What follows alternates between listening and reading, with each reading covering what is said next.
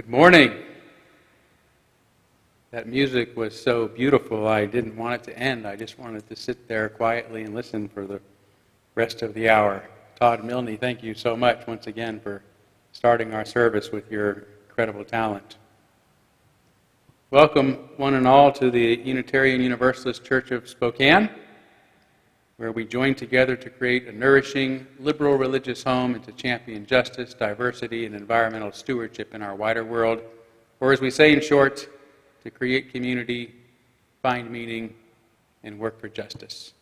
And I want to welcome all of you who are streaming with us this morning. Appreciate you being here, making time to be with us in these extraordinary times on so many levels. It's really good to have you, and as always, I want to fully embrace all that you bring with you, all of your uniqueness, your unique beliefs, your background, your lifestyle, your experiences, your differences, all that helps make you who you are is welcome here this morning. I also want to welcome, since we've moved into phase 2 and we can have a few more people in the building at one time, we're going to be having lay leaders helping with our services again, and Betsy Lawrence is the first to step up to the plate, so thank you so much for being here. It's good to see you in person. You too. Yeah, great to have you participate with us this morning. I do have just a few announcements here I want to make before we move forward. I know this has been a really rough couple of weeks nationally, in addition to dealing with the COVID-19 epidemic. We are still dealing with the ramifications of 500-year history of white supremacy in our country, most recently with the horrific death of George Floyd and all of the understandable anger and protest and demonstrations that it has resulted in, not to mention the shock and the helplessness so many of us feel. So I had an announcement today from our community building team. They asked me to share with you, and one of the things you can do, if you haven't already, is visit blacklivesmatter.com. That's blacklivesmatter.com to join their movement, to sign petitions, to donate, to download some of their action toolkits and find out what some of their most important legislation priorities are that you can get behind. So again, that's blacklivesmatter.com. And locally, they suggest that you can look into the Black Lens, which has published a list of black-owned businesses that we can support at this time in their most recent issue, and you can also subscribe or donate to the Black Lens at blacklensnews.com. That's blacklensnews.com. Also, the Creating Community team is organizing a Zoom rooms by zip codes so that folks who live closer to one another can better get acquainted and also can more easily help and support each other if needed. So if you've not yet received a Zoom link or invitation to participate and you'd like to, you can contact church member Julie Jose. Julie Jose, and her contact information is in our church directory, which if you don't have a copy, you can get in our members section online. And then just got a text this morning from our board asking me to make an announcement about our annual meeting that is coming up next week. So I'll hit the high points here that they asked me to. The annual congregational meeting is going to be next Sunday, June 14th at 3 p.m. by Zoom, and they ask that you arrive a little early if you can, starting around 2:30. And this will mostly be a forum for candidates of the board to speak, as well as various reports. And then there is going to be voting for those candidates, but if you haven't heard by now, those are going to be through mail-in ballots, and you will be receiving those in the mail, and please return them as promptly as you can. Okay, more on that via church-related emails and announcements. For now, let's take a few moments. This is still one of my favorite parts of our service, one of the most important parts, to greet one another. We're going to do it with our technology instead of in person today, obviously. But as you have been, if you would text, phone call, email briefly, whatever it is to help reach out to those that you've been thinking of and want to support at this time.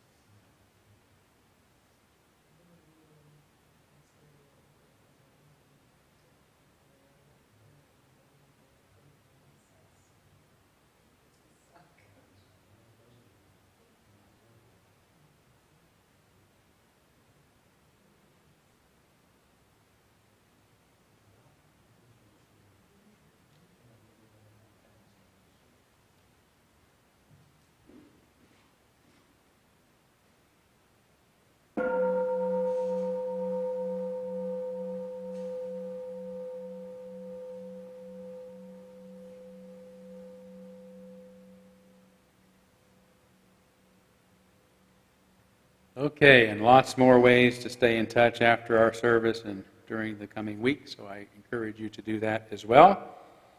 We are going to move forward now by lighting our chalice, the symbol of our faith, the symbol of our unity and our solidarity, of our openness and our inclusion, of our community and our individual uniqueness. May this small flame be our offering of warmth to those who are cold and alone, and a light to those in darkness. May it be a flame that ignites justice in our world and a beacon of hope to those in need, and may it reflect at least a spark of truth wherever truth has been lost, and cast a healthy shadow of doubt wherever it's been found.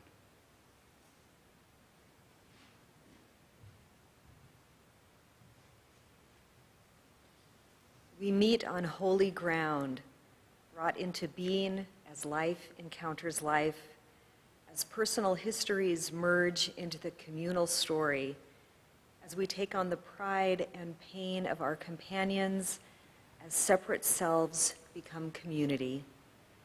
How desperate is our need for one another, our silent beckoning to our neighbors, our invitations to share life and death together, our welcome into the lives of those we meet, and their welcoming into our own.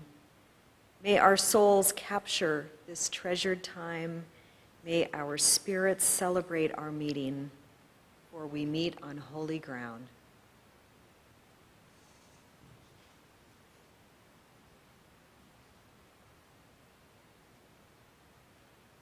Thank you so much, Betsy. We are now going to kindle our candles of care.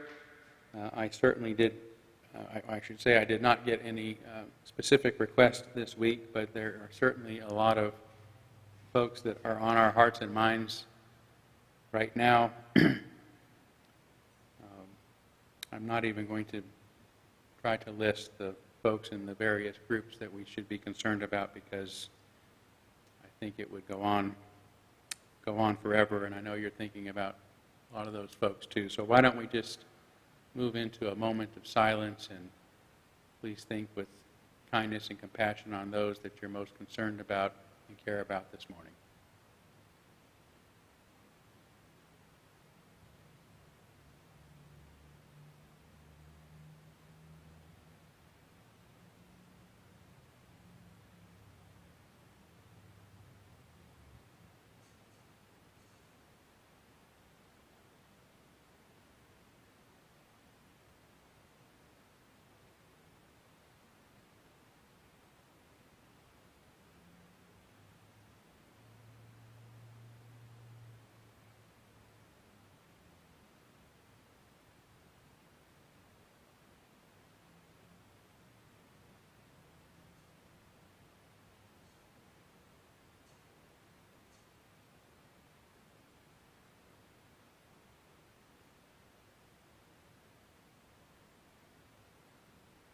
Those named aloud and those embraced in our silence, and all those who are suffering in our world at this hour, we hold in our community with compassion.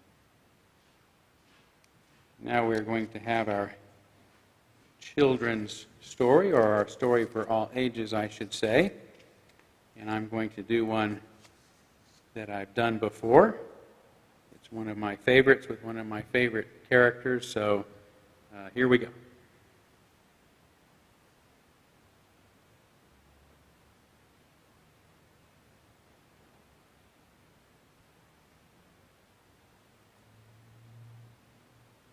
Okay, there we go. Just about got ourselves ready here. So this, if you don't remember, this is my friend Eddie. Eddie, would you please say hello? Good day. Would you please say good morning, Eddie? Good evening. Eddie, please, would you introduce yourself? My name is Alice. Okay, so I should probably explain. As some of you may recall, Eddie is actually named Obstinate Eddie because he always does the opposite of everything he's asked. Is that right, Eddie? Wrong! Okay. Well, would you look to your right, Eddie? Would you look to your left, Eddie? Would you look up? Would you look down? Would you please open your mouth? Close your eyes. Okay, well, you get the point.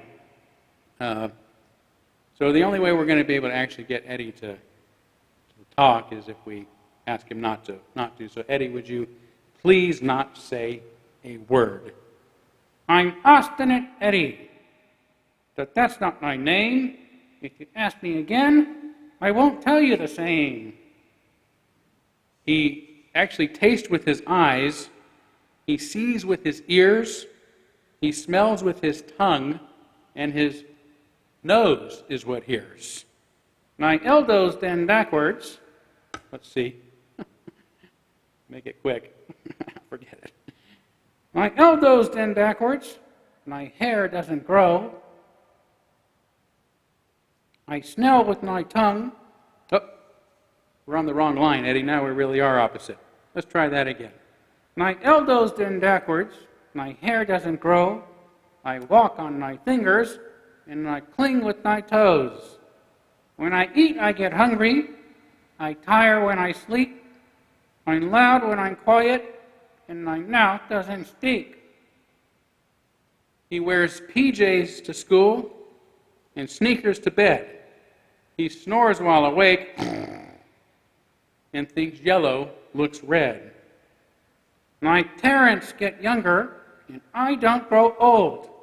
I won't tell what I do and don't do what I'm told. Okay? He cries when he's happy. He laughs when he's sad. He calls grandmother happy and smiles when he's mad. I'm Austin and Eddie, but that's not my name. I'm late when I'm ready and turn green when ashamed. I rock in recliners. I eat on my bed, wear raincoats in sunshine and socks on my head. He plays baseball with oranges and checkers with screws. Most prefer winning, but I like to lose. He thinks bunnies are scary and nightmares are cool, likes French fries on ice cream, and reads comics for news. My favorite color is water. My lies are all true. I carve pumpkins for Christmas and ride dolphins to school.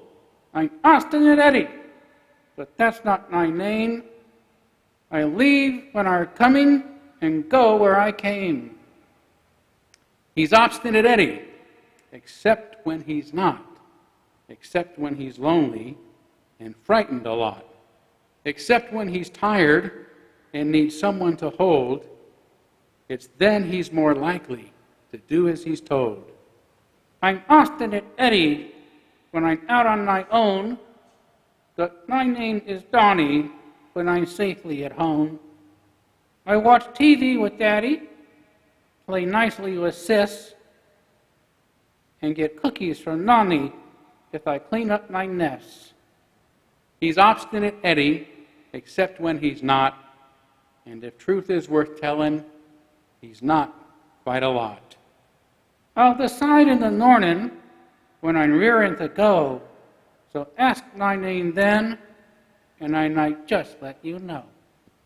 Okay, thank you, Eddie. It's so good to have you again, and we'll see you next time. Say goodbye. Hello.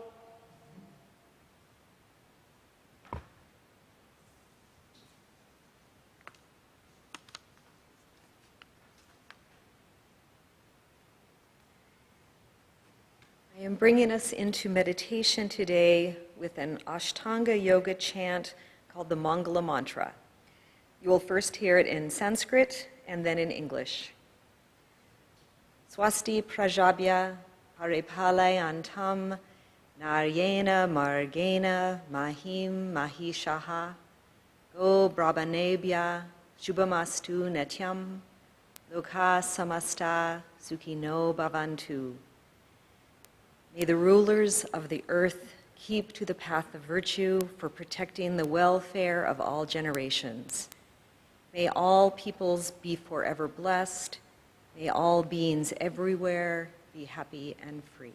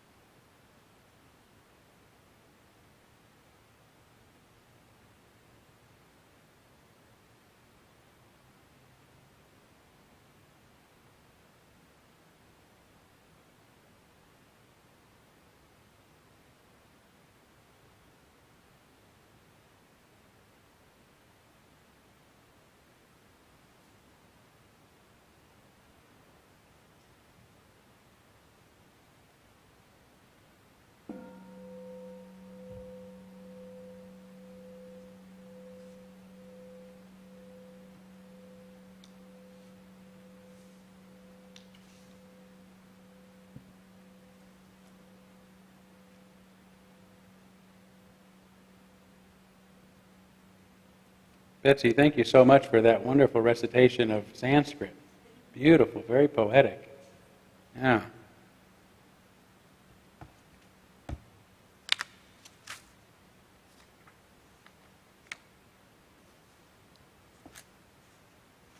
If I can get to the page, I'm going to read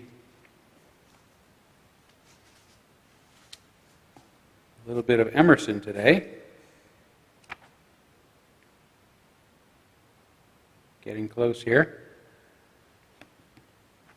Just some brief words, but I think worth the wait. A person will worship something. Have no doubt about that. We may think our tribute is paid in secret in the dark recesses of our hearts, but it will out.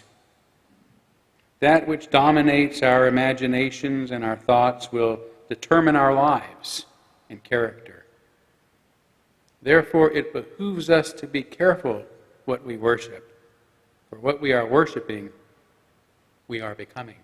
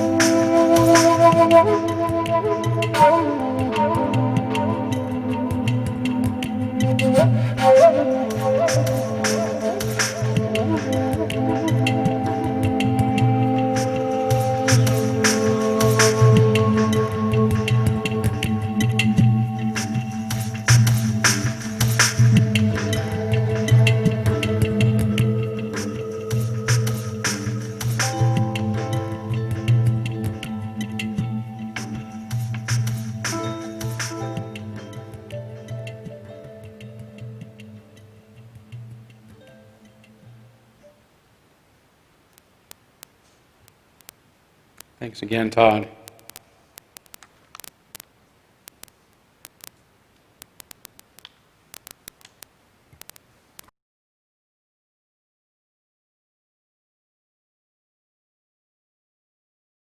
There's a corner in Main Street, or on Main Street in downtown Louisville, Kentucky, where 5 manhole covers are embedded in the sidewalk on permanent display for their historical significance. You might not think of manhole covers as being historically significant, but nearing the turn of the 20th century, when underground utilities were first emerging, a lot of people were concerned about having things like gas and sewage invisibly piped underground directly to and from their homes. So utility companies commissioned exquisitely designed manhole covers to help make the idea look more appealing. Over the years, most of these ornaments have been covered over by layers after layers of asphalt.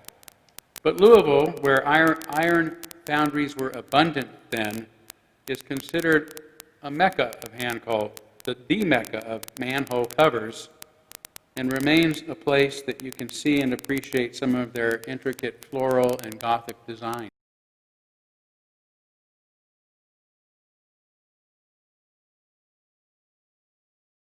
Out of sight, out of mind, and we no longer need artful cover-ups to help us feel better about them.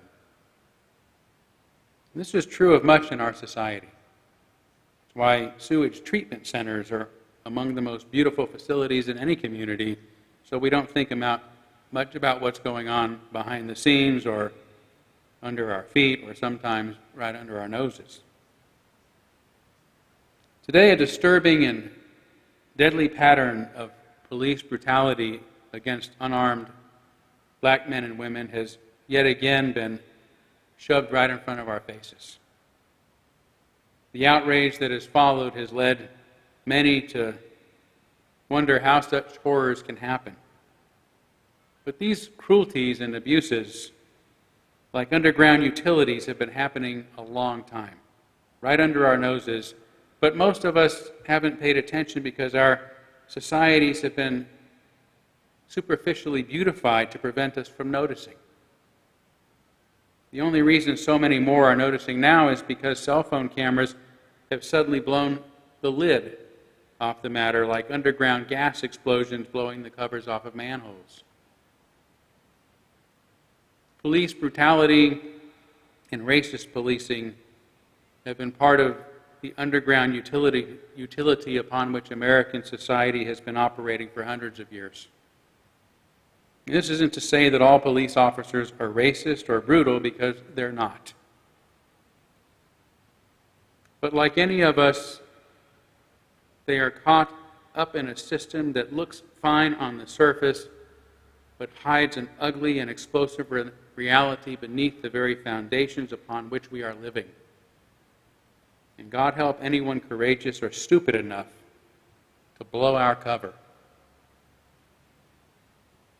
Just recall what happened when Reverend Jeremiah Wright, Barack Obama's minister at the time, what happened to him right after 9/11 when he quoted Malcolm X, "America's chickens are coming home to roost," for which he was widely condemned by the national media, not unlike Colin Kaepernick for taking a knee. How dare he criticize our beautiful manhole covers and their engraved slogans? America, the greatest nation on earth. America, the beautiful, land of the free, home of the brave. What Wright went on to point out is that America itself has continuously engaged in terrorism since its inception, beginning with terrorizing the nation's original occupants, almost to extinction, then terrorizing the Africans it kidnapped from another land to live in fear as slaves, and then continued bombing other lands like Grenada and Panama, Libya, Sudan, Vietnam, Nagasaki, Hiroshima, killing mostly innocent civilians, along with supporting terrorism in other countries against people like the Palestinians and the black South Africans. These behaviors have been going on beneath the currents of our daily lives forever, prettied up by artful dodgers who make everything look and smell far better than it is. As William James once said, We divert our attention from disease and death as much as we can, and the slaughterhouses and indecencies without end on which our life is founded are huddled out of sight and never mentioned, so that the world we recognize officially in literature and in society is a poetic fiction, far handsomer and cleaner and better than the world really is. Today in Germany, instead of embedding manhole covers in cement, lids that can never be lifted, since 1992, Germans have been embedding Stolperstein outside the former homes and workplaces of Jews, gypsies, homosexuals, socialists, and others taken away by the Nazis. These brass-plated bricks state, "Here lived," followed by the names of those that Hitler had removed and exterminated. The word Stolperstein means stumbling block. And that's what we're missing in our country. Markers to remind us of all the ways we've stumbled, dooming us to endlessly repeat the same terrible mistakes, the same terroristic mistakes. Instead of embedding our cover-ups in concrete, we need to embed reminders of the worst deeds in order to learn from them and finally move on. George Floyd, Breonna Taylor, Eric Gardner, Michael Brown, Tamir Rice, Trayvon Martin, and so many names known going back hundreds of years are our stumbling blocks. They will keep tripping us up until we honor their memories by changing our ways. Given the level of protest going on, the death of George Floyd may mark a turning point. Then again, it may not. We've been here before. Just a short time ago, remember the rioting that happened when all those officers were acquitted after being videotaped while brutally beating Rodney King back in 1991?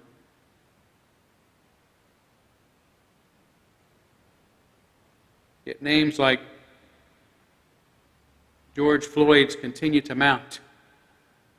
If there is any good to come from this moment in our long, tragic history, it is the hope that this time will be different. That after 500 years of white supremacy in our society, this will finally be the turning point. If so, then there are two approaches to this turning. One that may result in only more injustice, and one that could end it in genuine transformation, the transformation we're longing for. The question before us today is, are we going to have a rebellion or a revolution? It's an important distinction because rebels and revolutionaries are often fighting in the same causes in the same ways, so it's difficult to tell them apart. The difference is their motives and what they are ultimately hoping to achieve. Or more pointedly, the differences are in our personal motives and what we are ultimately hoping to achieve. Know thyself, Thales, the first Greek philosopher, said, and if we are to succeed in finally ending racism in our society, we have to examine and know our own motives, for there is a rebel and a revolutionary in all of us. Rebels and revolutionaries both want change, and they are both justifiably angry. But rebels tend to act in their own self-interest, while revolutionaries act in the interest of others, and ultimately to benefit the whole of humanity. A rebellion is a local, personal, temporal event that ends when the rebels are in power. A revolution is driven by universal imperatives like justice, freedom, equality, democracy, and ends when more people have been empowered to live their lives unhampered by authoritarian systems and regimes. The etymology of rebel, composed of re and bella, means to wage war again. It's about repeating old patterns of violence and power, whereas revolution, as the word implies, means turning things around. It means we stop repeating old patterns of violence and power. In Escape from Freedom, Erich Fromm also distinguishes between the rebel and the revolutionary. In essence, he explains the rebel is someone who feels powerless and is fighting to become powerful, whereas the true revolutionary is fighting to change society for the good of all. The rebel is selfish, the revolutionary is altruistic. The rebel is an authoritarian character, the revolutionary is a genuine liberator. During war, for instance, the revolutionary will treat their enemies humanely, taking prisoners and treating them according to the rules of the Geneva Convention, for example. The rebel, on the other hand, being an authoritarian character, may torture, humiliate, rape, and even kill them with utter disregard. In a civil demonstration or protest, the revolutionary will march peacefully but boldly to confront systems of injustice, even if it means placing oneself in harm's way, while the volatile rebel may quickly turn violent, storming the castle, so to speak, destroying and stealing property, even beating and fighting with their opposition. We need only consider the legacies of figures like Venezuelan President Hugo Chavez, the socialist reformer who wanted to bring greater access to food, housing, health care, and education to his people. But once he got into power, he also began suppressing journalists, arresting his political adversaries, manipulating election laws, made himself president for life, and before he died of cancer after 11 years in office, there was widespread government corruption, deficit spending, and shortages that were as bad as ever. The same can be said of Chairman Mao in China, Vladimir Lenin in Russia, and Fidel Castro in Cuba. After their socialist revolutions that ushered them into power, they became more concerned about keeping that power than fulfilling the humanitarian goals that got them there. A rebel, Fromm says, is one who wants to overthrow authority because of his resentment, and as a result, to make himself the authority in place of the one he has overthrown. And very often, at the very moment when he reaches his aim, he makes friends with the very authority he was fighting so bitterly before. But even if the rebel doesn't make friends with one's old adversaries, the rebel tends to act just like them. True revolutionaries, by contrast, those who genuinely want to turn the world around, figures like Mahatma Gandhi and Martin Luther King, are motivated by the humanistic ethic. The goal, that is, of genuinely making the world better for everyone, even at their own expense. Revolution results in lasting change. Rebellion results in more of the same. Revolution results in greater freedoms for everyone. Rebellion ends only with another tyrant in power. And because both these tendencies dwell in all of us, we need a moral compass to help guide our decisions and our actions in turbulent times. I believe that compass ought to be the humanistic ethic, which Erich Fromm says is based on the principle that good is what is good for humanity and evil what is detrimental to humanity, the sole criterion of ethical value being human welfare. And what do we know of human welfare? What is it that is good for us? At the very least, according to Abraham Maslow, we have a hierarchy of needs, beginning with our basic physiological needs: food, water, shelter, clothing, to which I would add health care and education. Followed by our need for safety and security, and then for our need for belonging and love, then for our need for recognition and accomplishment, concluding with our need to self-actualize by achieving our fullest potential. That's what we need. That's what the humanistic ethic must be about. With this end in mind, Erich Fromm says that every society is morally obligated to make certain that the unfolding and growth of every person is the aim of all social and political activities. The unfolding and growth of every person is the aim of all social and political activities. Everything we do should be for the goal of empowering individuals to live well and to achieve their full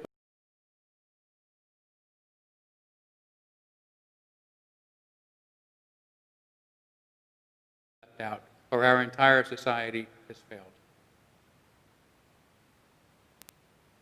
Contrast this with the horrible reality. The death of George Floyd reminds us is the underground inhumanity our society is erected upon. Yet it's not inhumane because of such brutality alone, but also because of the inhumane sentiments and systems that make it possible for such prejudice to manifest itself so unimaginably to begin with. These sentiments and systems eventually prevent all of us, but especially our African American and other non-white citizens, from fully unfolding because they are too afraid or too stifled to do so. The extrajudicial murder of George Floyd reflects the inhumanity of a society that is more interested in maintaining power through terrorism than empowering everyone with the freedom and opportunities to fully unfold. This is the core of what Reverend Al Sharpton meant when he spoke so brilliantly, powerfully, and unforgettably at Floyd's memorial service this week. The reason why we are marching all over the world is we were like George. We couldn't breathe. Not because there was something wrong with our lungs, because you wouldn't take your knee off our neck.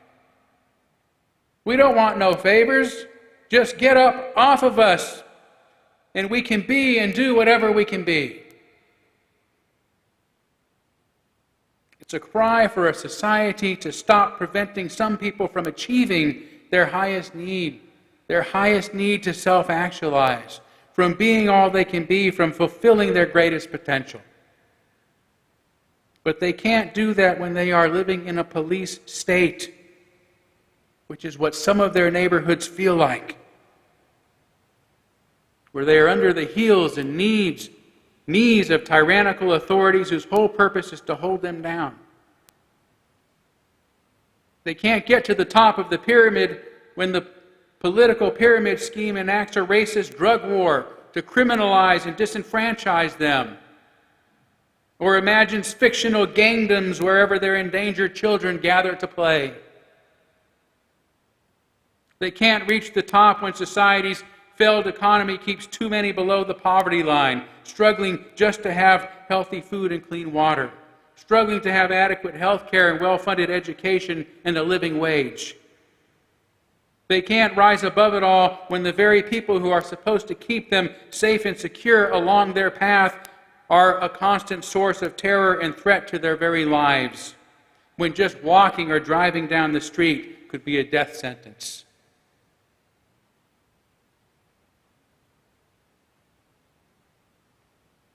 This is why the humanistic ethic, with its goal of human welfare and individual unfolding, must become the sole criterion of everything we do, including how we police.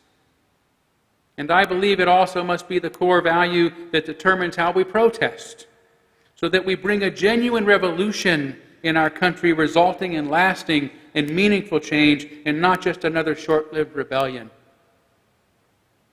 that leads to the name of another George Floyd. As liberals, we must particularly remain mindful of the humanistic ethic by looking to the failures of our own past. The Bolsheviks and Maoists were liberal socialist movements founded upon economic equality, but their sole criterion was only to provide the bottom tier of human need: state-sponsored food, shelter, clothing, employment, medicine, and education, but at the cost of the freedoms we also need in order to be autonomous individuals who can fully unfold. Capitalism, on the other hand, makes much of freedom and the right of every individual to do as they please, especially those on top, but does nothing to secure the most basic needs of all of its citizens. Not only food and shelter and clothing, but as we have seen in our non-white neighborhoods and our black neighborhoods, they don't even have the safety and security that they need.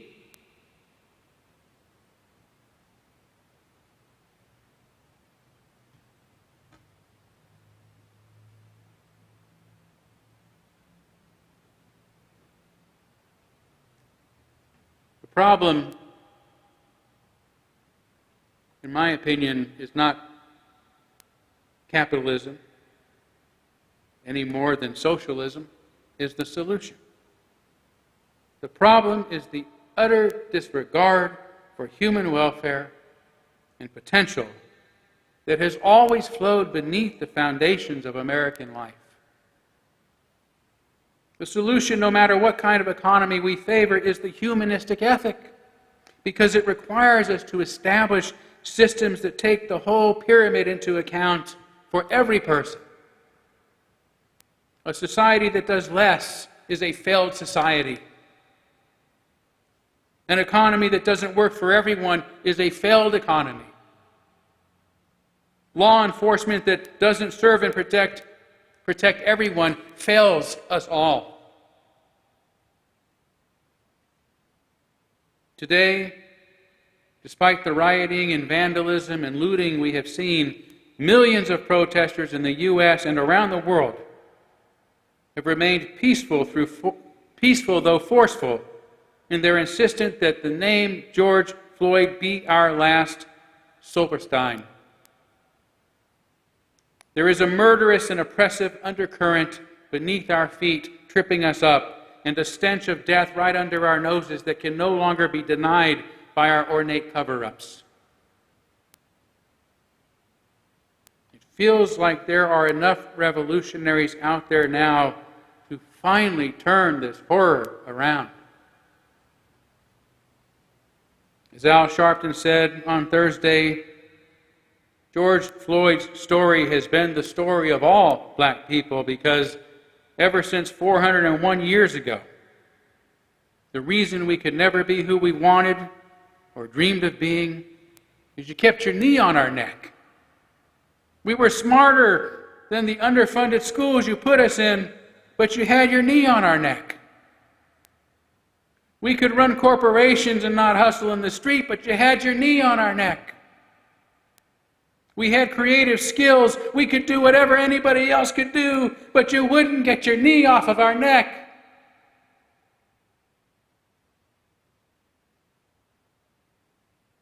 That must be the goal of our protest. Not punishment and power, but a revolution that sets the captives free. The captive souls, the captive minds, the captive potential, the captive creativity, releasing the full potential of everyone in our society, especially those who have been terrorized. Because that's the word, that's the history. That's the truth of what has happened. Those who have been terrorized and suppressed and stymied for hundreds of years.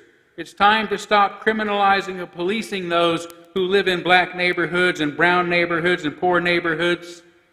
It's time to stop spending 75% of our taxes on criminal justice and to start adequately funding human well-being, including education and housing and health care.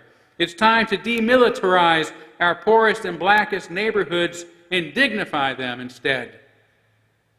It's time to end prisons, expunge the records of those caught up in a half-century-old, politically motivated, racist drug war, and make reparations to the lives that they've ruined. It's time to stop manhandling and start hands-off policing. It's time for this time to be different. It's time for a revolution. It's time for the humanistic ethic. It's time for everyone to have the fundamental freedom to achieve their fullest potential. It's time to take our knees off their necks.